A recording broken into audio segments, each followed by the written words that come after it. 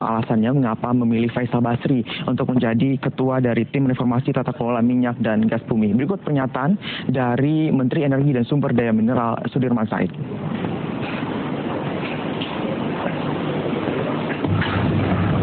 Saya kira pesan penting dari ditunjuknya Pak Faisal adalah supaya proses ini juga terbuka dan hasilnya juga tentu menjadi konsumsi masyarakat, supaya masyarakat punya harapan bahwa sektor ini akan kita tata. Barangkali saja ada temuan-temuan yang sensitif gitu ya, tapi itu adalah input bagi kementerian atau bagi stakeholder SDM atau energi untuk memperbaiki diri. Tapi prinsipnya kita akan sampaikan rekomendasi atau hasil dari... Ada beberapa poin tadi yang dijelaskan oleh Menteri Energi dan Sumber Daya Mineral Sudirman Said dan juga Menteri BUMN Rini Sumarno terkait dengan situasi minyak dan gas saat ini di Indonesia. Beberapa poin yang dijelaskan tadi kepada awak media, yakni yang harus direformasi atau darurat, karena dalam beberapa tahun ke depan jika tidak direformasi, maka Indonesia akan menjadi negara dengan pengimpor minyak nomor 1 di dunia.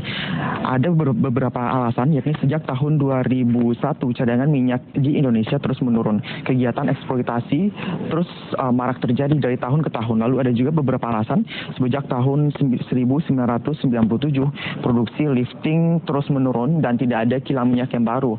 Kilang minyak yang baru pun tidak bisa beroperasi seperti kilang minyak yang lama, sehingga menimbulkan kerugian cukup besar, yakni angkanya dalam 5 tahun terakhir per tahunnya ada sekitar 50 triliun rupiah yang dialami Indonesia atas kerugian, di mana kilang minyak yang lama tidak bisa menggenjot per barel atau jumlah dari 800.000 per barel per hari yang ditargetkan oleh pemerintah.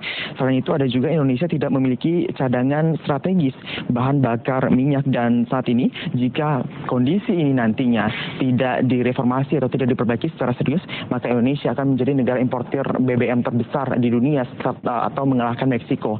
Kami mencatat sejak tahun 2008 yang lalu ada sedikitnya 6 kasus mafia migas yang terjadi di Indonesia. Di tahun 2008 data yang kami kumpulkan, kasus mafia migas terjadi dalam korupsi dana bagi hasil APBD Natuna di tahun 2004. Angka ini merugikan negara sekitar 72 miliar rupiah, di mana Hamzah Rizal, mantan Bupati Natuna, ditetapkan sebagai tersangka dalam kasus ini. Di tahun yang sama terjadi kasus mafia migas impor minyak Zatapi, yakni merugikan negara sekitar 524 miliar rupiah, di mana ada 3 pejabat Pertamina yang menjadi tersangka. Selanjutnya ada juga di tahun 2010 kasus mafia migas kembali terjadi dalam penggelembungan dana perjalanan dinas BPH Migas tahun 2010-2011. Kasus ini merugikan negara 3,3 miliar rupiah. Di tahun 2012, saudara, kasus mafia migas kembali mencuat dalam kasus dugaan korupsi pemulihan tanah bekas tambang PT Chevron Pacific Indonesia yang ada di Provinsi Riau. Kerugian negara ini mencapai ada 2,43 triliun rupiah. Di tahun 2013, Kementerian SDM menjadi sorotan publik saat Kepala SLK Migas Rudi Rubiandini ditangkap dalam kasus dugaan suap SLK Migas.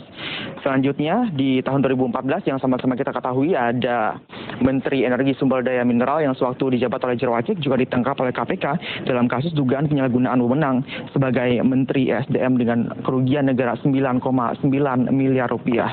Sementara itu, tim ini sepenuhnya nanti sudah dibentuk dan ada beberapa tambahan tim lainnya yang belum dibentuk. Namun Faisal Basri dan juga Menteri SDM Sudirman Said tadi mengatakan bahwa esok terhitung hari Senin tim ini sudah mulai bekerja yang seperti pada permintaan dan juga tim kerja dari Kementerian SDM dan juga BUMN. Demikian Cindy, kembali ke Anda di studio. Syakir Ahmad melaporkan langsung dari Kementerian SDM soal pembentukan tim mafia migas atau pemberantasan mafia migas. Terima kasih Zeki. Dan saudara, pemerintahan di bawah Presiden Jokowi